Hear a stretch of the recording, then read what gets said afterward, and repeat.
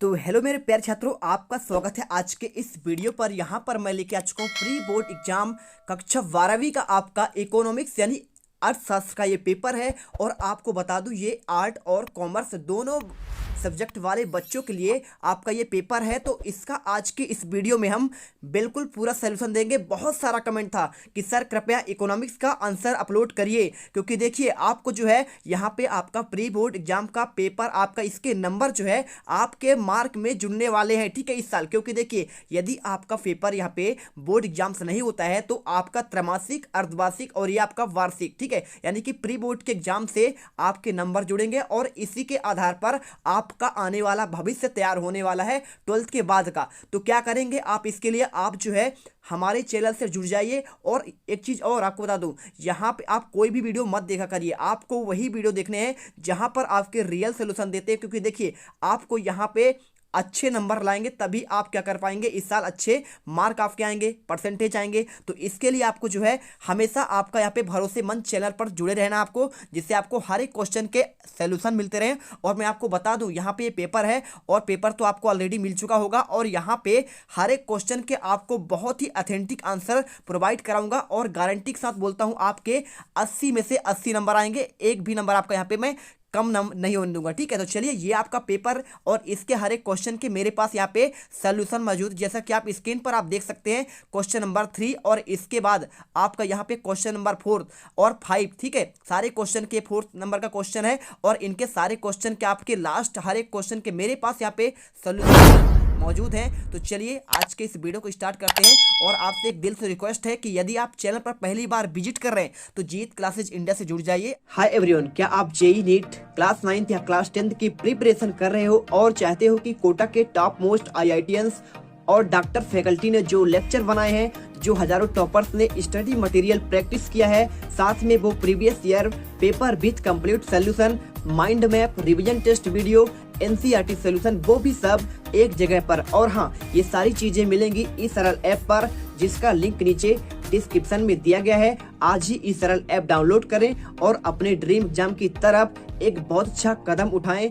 All the best. और यहाँ पे हर एक क्वेश्चन को आपको लगातार आने वाले पेपर्स का या फिर आपका वार्षिक का हो या फिर प्री बोर्ड का आंसर आपको मिलता रहेगा, ठीक है। तो देखिए आंसर तो आपका यहाँ पे है ही। तो सबसे पहले मैं आपको पेपर के माध्यम से यहाँ पे क्वेश्चन को पढ़ के आपको आंसर बता देता हूँ। इसके बाद क्या करेंगे, आप इसको जो है अच्छे से लिख लीजिएगा, ठीक है। आपको आंसर मैं लिखे दिखा दूंगा। तो यहाँ से आपका आंसर क्वेश्चन प्रारंभ होता है। पहला क्वेश्चन लिखा है, व्यष्टि अर्थशास्त्र के अंतर्गत निम्न में से किसका अध्ययन किया जाता है। आंसर आपको यहाँ पे व्यक्तिगत कार्य लगाना है। सेकेंड क्वेश्चन देखिए, उदासीनता वक्र है। आपको आंसर यहाँ पे पहला भी आपका सही होगा, मूल बिंदु के उन्नोदर और यहाँ पे अवनोदर, ठीक है, यानी कि आपका यहाँ पे आ और वा दोनों आपके राइट आंसर होंगे। क्वेश्चन नंबर 3 देखिए, जब कुल उपयोगिता अधिकतम होती है तो सीमांत उपयोगिता होती है। आंसर आपको यहाँ पे शून्य लगाना है। क्वेश्चन नंबर यहाँ पे चौथा, स्थापन वस्तुएं हैं। तो आपको देखिए स्थापन वस्तुएं क्या होती है, यहाँ पे चाय और कॉफी दोनों आएगा। क्योंकि देखिए यदि चाय की कीमत कम होती है तो कॉफी का कीमत अपने आप क्या होगा, यहाँ पे बढ़ जाएगा। इसी को कहते हैं आपका स्थापन वस्तुएं। इसके बाद देखिए नेक्स्ट क्वेश्चन, उत्पादन फलन में उत्पादन किसका फलन है। तो आपको यहाँ पे उत्पत्ति के साधनों का होता है, ठीक है। इसके बाद छठा क्वेश्चन देखिए, क्या क्वेश्चन लिखा है, अल्पकालीन उत्पादन फलन की व्याख्या निम्नलिखित में से किस नियम के द्वारा की जाती है। आंसर आपको द नंबर पर लगाना है, परिवर्तनशील अनुपातों का नियम। और यकीन मानो ये क्वेश्चन करने के बाद आप जो है पेपर में फाइनली गर्दा उड़ा के आओगे, ठीक है। तो पहला क्वेश्चन यहाँ पे क्या लिखा है, डैश डैश अवधि में स्थिर लागत नहीं होता है, आपको दीर्घकालीन लिखना है। सेकंड क्वेश्चन, औसत लागत का वक्र कैसे होता है, सुन लीजिए, ठीक है, क्योंकि जितना सुनेंगे आपको उतना यहाँ पे कंठस्थ होगा और आपको बहुत अच्छे से याद हो जाएगा। क्वेश्चन नंबर 3 देखिए, आपका इसका औसत लागत लिख देंगे, ठीक है। और तीसरा क्वेश्चन, उत्पादन की प्रति इकाई लागत को आपको यहाँ पे औसत, यहाँ पे आपको कहते हैं, क्या कहते हैं आपको,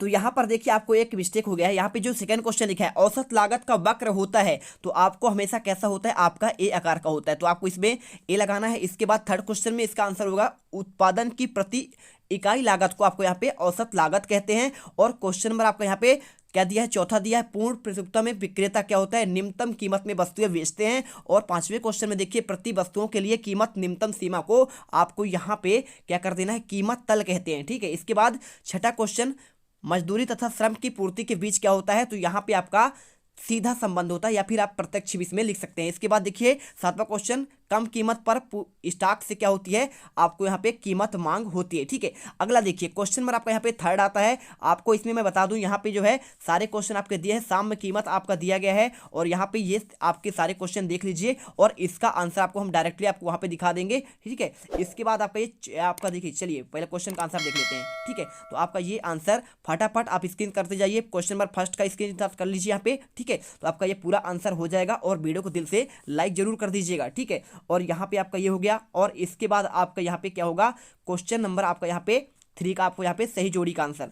तो चलिए इसका भी आप क्या करेंगे, इसका स्क्रीनशॉट कर लेंगे, आपका ये पूरा आंसर आपको लिखा गया है। ठीक है, तो आपको यहाँ पे सीधा सीधा आंसर है, साम्य कीमत मतलब मांग और पूर्ति, औसत संप्राप्ति कुल संप्राप्ति बटे मात्रा, और कुल संप्राप्ति होता है कीमत गुणे मात्रा। और देखिए आपको एक ही सूत्र से यहाँ पे आप चाहे तो इसको बना सकते हैं और इससे भी कर सकते हैं, कोई दिक्कत नहीं है। ठीक है, यदि आप कुल संप्राप्ति करेंगे तो सीधी सी बात है आपका यहाँ पे उसका मल्टीप्लाई हो जाएगा। और द्वि अधिकार होता है विक्रेता, और समष्टि अर्थात का क्षेत्र होता है व्यापक, और मैक्रो होता है आय और रोजगार का सिद्धांत। ठीक है, तो ये क्वेश्चन हो गया। अब यहाँ पे आपका आएगा क्वेश्चन नंबर 4। तो देखिए क्वेश्चन नंबर 4 वाले क्वेश्चन का आंसर आपका यहाँ पे सारे क्वेश्चन आपके यहाँ पे ये लिखे गए हैं। तो पहले क्वेश्चन देख लो आप, इसके बाद क्वेश्चन के यहाँ पे आंसर देखेंगे। तो ये आपका चौथा क्वेश्चन है। देखिए आपको यहाँ पे पहला जीएनपी का पूर्ण रूप बताना है, और जीडीपी का बताना है, पीएनवी का, और साथ में आपको आरबीआई का। ठीक है, और साथ में यहाँ पे 5वां क्वेश्चन सीमांत बचत प्रवृत्ति क्या है, और यहाँ पे सीमांत उपयोग की प्रवृत्ति क्या है, और बंद अर्थव्यवस्था किसे कहते हैं, आपको ये क्वेश्चन बताना है। तो चलिए सारे क्वेश्चन के आंसर आपको दिखाते हैं। तो आपको सारे क्वेश्चन के आंसर आपको यहाँ पे लिखित मिल जाएंगे, बिल्कुल आपको कहीं भटकने की जरूरत नहीं है। तो देखिए आपका पहला आपको यहाँ पे इसका आंसर आपका ये हो जाएगा, यानी सकल राष्ट्रीय उत्पाद। ठीक है, यहाँ पे आपका जीएनपी का फुल फॉर्म पूछा गया था, तो आपको ये आंसर हो जाएगा। सेकंड जीडीपी का आपका पूर्ण रूप, तो यहाँ पे ग्रॉस डोमेस्टिक प्रोडक्ट यानी सकल घरेलू उत्पाद हो जाएगा। और यहाँ पे जो है तीसरा पीएनबी लिखा है, तो यहाँ पे पंजाब नेशनल बैंक हो जाएगा। और इसके बाद चौथा क्वेश्चन यहाँ पे आरबीआई का पूरा आपका नाम क्या होगा, रिजर्व बैंक ऑफ इंडिया। ठीक है, 1935 में स्थापना हुआ था। और यहाँ पे आय में परिवर्तन के कारण बचत में परिवर्तन के अनुपात को सीमांत बचत प्रवृत्ति कहते हैं। और यहाँ पे छठा क्वेश्चन क्या दिया गया था, पूछा गया था, सीमांत उपभोग प्रवृत्ति वह मापांक है जो प्रेरित उपभोग को एक संरचनात्मक मान प्रदान करता है। और इसके बाद लास्ट क्वेश्चन आपको इसमें बंद अर्थव्यवस्था बताना है। तो ऐसी अर्थव्यवस्था जिनमें अंतर्राष्ट्रीय व्यापार व्यवस्था में किसी अंतर्राष्ट्रीय पूंजी का हस्तक्षेप ना हो। तो मतलब क्या या कि देखिए भारत अगर जो है यहाँ पे ट्रेड चीन से नहीं करता है, ना तो आयात करता है ना तो निर्यात करता है, उसी को कहते हैं यहाँ पे बंद अर्थव्यवस्था। और वर्तमान में देखिए हमारा देश जो है खुला अर्थव्यवस्था वाला देश है, यानी कि हर किसी देश के यहाँ पे जो निवेशक हैं वो यहाँ पे, जैसे अमेजन कहाँ कंपनी है, ये आपका अमेरिका का है लेकिन यहाँ चल रही है ना, तो इसी प्रकार से एप्पल कहाँ कंपनी है वहाँ की, मतलब कि ये लोग अपना यहाँ स्टोर खोल लेते हैं, चीन वाले भी यहाँ पे मोबाइल अपना बेचते हैं। इसे ही कहते हैं पूरे विश्व को एक क्षेत्र में लाना, यानी खुला अर्थव्यवस्था। ठीक है, अब आता है क्वेश्चन नंबर 5वां। देखिए आपको इसमें सत्य और असत्य बताना है। तो पहले का आपका सत्य, दूसरे का सत्य हो जाएगा, तीसरे का असत्य, चौथे का यहाँ पे असत्य हो जाएगा, और 5वें का आपको यहाँ पे सत्य हो जाएगा। ठीक है, तो यहाँ पे देखिए, चलिए क्वेश्चन को आपको समझा देता हूँ कैसे यहाँ पे अब होगा। ठीक है, तो आपको कैसे समझना है कि यहाँ पे सत्य असत्य कैसे होगा। देखिए आंसर लिख देना नॉर्मल बात है, लेकिन समझा देना उससे भी बड़ी बात होती है। तो आपको यहाँ पे देखना है। देखिए क्या लिखा है, पहला क्वेश्चन, विकसित राष्ट्रों के लिए घाटे का बजट सबसे उपयोगी है। तो बिल्कुल आपका इसका राइट आंसर होगा।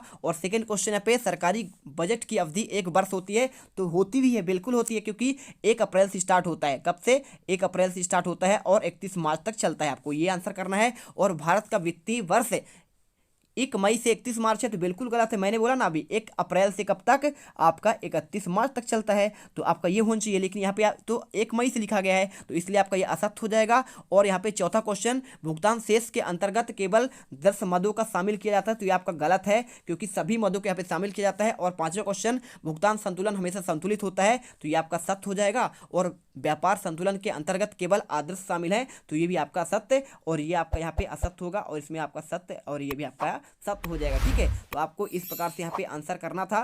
तो आपका ये आंसर हो गया। अब चलिए क्वेश्चन नंबर यहाँ पे देखिए, क्वेश्चन नंबर 6, सकारात्मक अर्थव्यवस्था किसे कहते हैं, बाजार अर्थव्यवस्था किसे कहते हैं।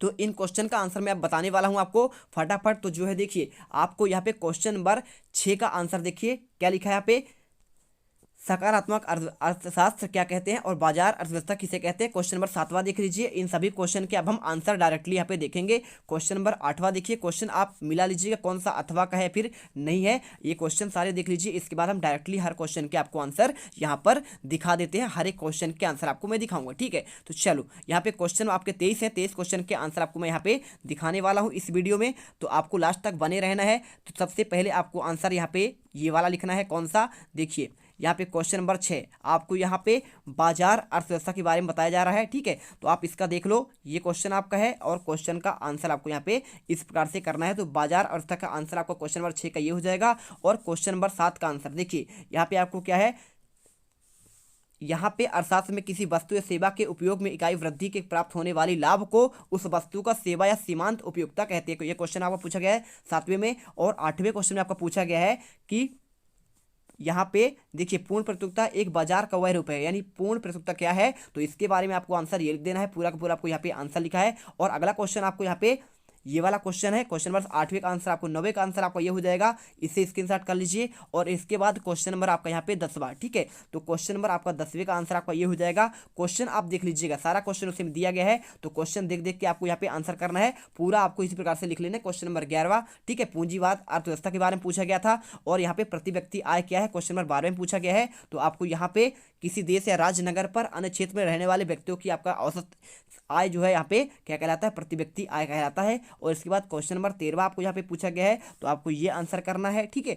और अगला क्वेश्चन आपका यहाँ पे कह दिया है, ये क्वेश्चन आपका क्वेश्चन नंबर 14वें का आंसर हो जाएगा। पूरा का पूरा आपको आंसर यहाँ पे ये लिख देना है सरकारी बजट के बारे में। और यहाँ पे आपका क्वेश्चन नंबर 15वां आपको यहाँ पे भुगतान संतुलन के बारे में लिखना था। और इसके बाद क्वेश्चन नंबर 16 देखिए, यहाँ पे मिश्रित अर्थव्यवस्था के आपको 3 यहाँ पे आपको विशेषताएं बतानी है। तो आपको ये क्वेश्चन का आंसर आपको करना है, बिल्कुल आपको इसी प्रकार से लिखना है, तभी आपके पूरे के पूरे नंबर आएंगे। इसके बाद आपको यहाँ पे पूर्ति का नियम पूछा गया 17 क्वेश्चन में, 7वें नंबर में। तो आपको यहाँ पे पूर्ति का नियम आपको इसे अच्छे से लिखना है। और क्वेश्चन नंबर 18वें में देखिए, आपको ये क्वेश्चन नंबर 18वें का आपका यहाँ पे आंसर हो जाएगा, ठीक है। और इसके बाद क्वेश्चन नंबर 19 में आपको यहाँ पे सरकारी बजट के आपको 3 उद्देश्य बताने हैं। तो आपको यहाँ पे पहला हो जाएगा, ये आपका दूसरा हो जाएगा, और साथ में आपको यहाँ पे ये आपका तीसरा हो जाएगा, ठीक है। आर्थिक स्थिरता और यहाँ पे संसाधन का पुनः आवंटन। और पहला वाला आपको यहाँ पे क्या हो जाएगा, देखिए आय और संपत्ति का पुनः वितरण। आपको यहाँ पे पूरे आपको पॉइंट लिखने हैं। इसके बाद आपका आता है यहाँ पे, यहाँ तक कर लेंगे। इसके बाद 20वां क्वेश्चन आपको यहाँ पे मांग और लोच का प्रभावित करने वाले तत्व के आपको नाम लिखने हैं। तो आपको ये पहला, ये आपका दूसरा, और इनके आपको वस्तु के गुण, समय का प्रभाव, आपका ये सभी आंसर हो जाएंगे, ठीक है। तो आपको यहाँ पे पूरा लिख देना है। और इसके बाद वीडियो अच्छी लग रही है तो वीडियो को लाइक भी करना है। इसके बाद आपको यहाँ पे स्थिर लागत और परिवर्तनशील लागत के बारे में बताना है। तो इसका आंसर आपको यहाँ पे पूरा पूरा आपको दिया गया है, संबंध। और इसके बाद प्रभाव, और साथ में आपको यहाँ पे उत्पादन बंद करने का प्रभाव, ठीक है। आप ये पूरे पॉइंट आपको लिखने हैं, कुल लागत से संबंध। और साथ में आपको यहाँ पे आगे क्वेश्चन नंबर 23वां आ जाता है। देखिए व्यापारिक बैंकों के आपको कार लिखना है। तो व्यापारिक बैंकों के कार आपके यहाँ पे हो जाएंगे। आपको ये पूरा आपको लिख देना है। आप इनके बारे में जो चाहें तो लिख सकते हैं। चालू खाते की सुविधा के बारे में, बचत खाते की सुविधा के बारे में, स्थायी जमा खाता, ऋण देना, असुरक्षित साख, और यहाँ पे सुरक्षित साख, ठीक है। तो यहाँ पे सारे क्वेश्चन आपको यहाँ पे मैंने सोल्यूशन आपको बता दिए हैं। आई होप ये आपको वीडियो बहुत पसंद आया होगा। यदि आपको वीडियो पसंद आया है तो वीडियो को दिल से लाइक करिएगा, साथ में चैनल को सब्सक्राइब करके जाइएगा। और आगे आपको किस सब्जेक्ट के यहाँ पे आंसर चाहिए आप कमेंट करिएगा, उसका आंसर बहुत जल्दी आपको अपलोड करके दे दिया जाएगा, ठीक है। तो मिलते हैं नेक्स्ट वीडियो पर। जय हिंद, जय भारत।